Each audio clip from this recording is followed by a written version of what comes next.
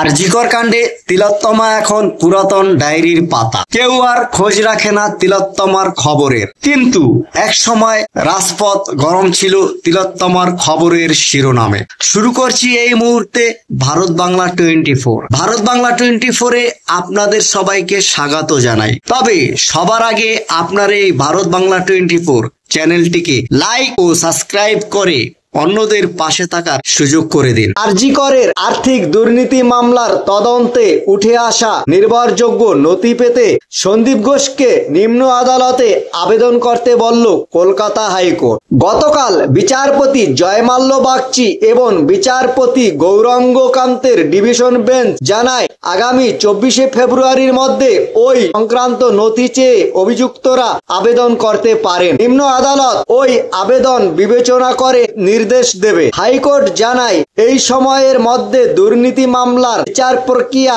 নিম্ন আদালতে চালিয়ে নিয়ে যেতে পারবে। আপাতত তাতে হস্তক্ষেপ করা হবে না। আরজিকর দুর্নীতি মামলায় সিবিআই এর নথি পেতে সন্দীপ ঘোষ সহ 5 অভিযুক্ত হাইকোর্টের দ্বারস্থ হয়েছিলেন। বিচারপতি বাগচির ডিভিশন বেঞ্চ কেন্দ্রীয় তদন্তকারী সংস্থাকে অভিযুক্তদের সেই সব নথি দেওয়ার নির্দেশ দেয়। গতকাল শুনানিতে সিবিআই এর আইনজীবী তথা কেন্দ্রের deputy solicitor general Rajdeep Majumdar জানান, আদালতের নির্দেশ মেনে পর্যাপ্ত নথি দেওয়া হয়েছে। বিরোধিতা করে সন্দীপের আইনজীবী সব্যসাচী বন্দ্যোপাধ্যায়ের সওয়াল, সব নথি হাতে পাননি তারা, শুধুমাত্র তদন্ত সূত্র সংক্রান্ত নথি দেওয়া হয়েছে। পাল্টা সিবিআই এর আইনজীবী জানান, তদন্ত চলছে।